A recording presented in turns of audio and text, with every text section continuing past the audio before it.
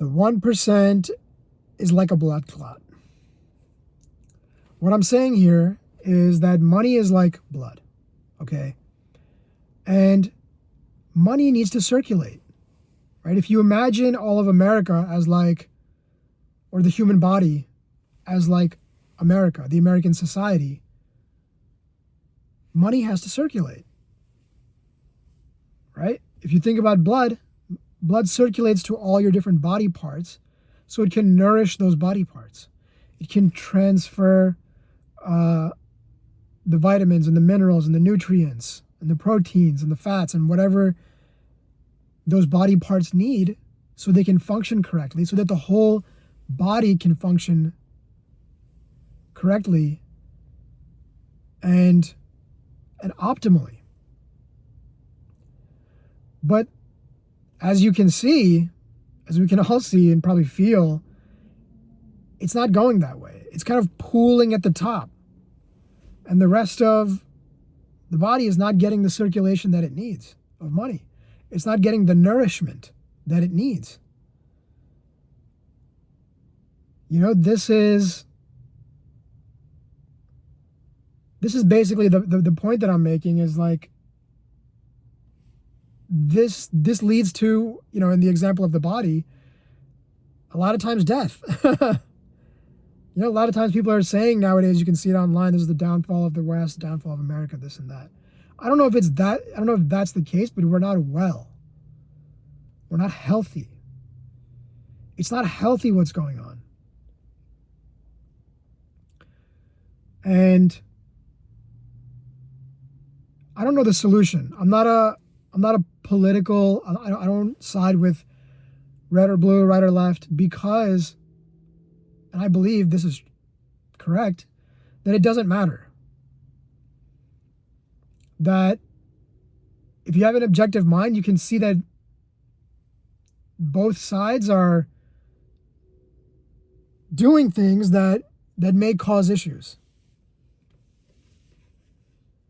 And those issues, sorry, I just saw a cop, so, and those issues are the struggles that people are having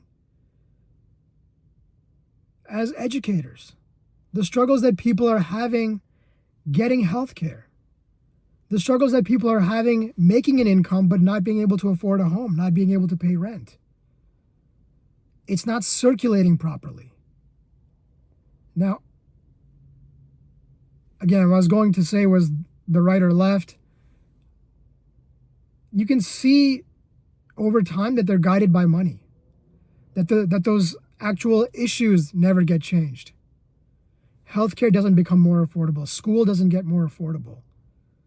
Now with AI, I mean, I have no idea what the future is, right? People say, oh, there'll be universal basic income. It'll all be great. Who knows? I don't know. But one thing that's in my heart that I feel is that we have to look out for each other. And but like, at least what I try my best to do is to support local business. Much as I can. You know, I don't want to, but I'll still, obviously, you know, you use Amazon, you use these big corporate entities and brands. But if we can support local businesses, we can circulate the money to those people. That helps keeps these economies alive. It helps nourish the communities. And you know, this is like, I'll give you an example. Like when I go to ShopRite or a grocery store, a lot of times, if I can, I'll try to use the actual checkout, like an actual cashier, because I want people to be needed. You know, there's so much struggle going on. I want people to be needed. And you know, I don't know the answer. I see this like a common man like anybody else. But I think even though we may not have all the answers and the formulas and the numbers and the measurements. We still have our instincts. We still have our gut feelings.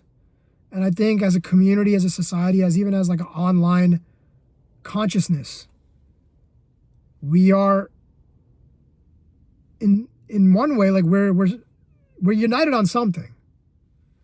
So anyway, I just wanted to share this thought.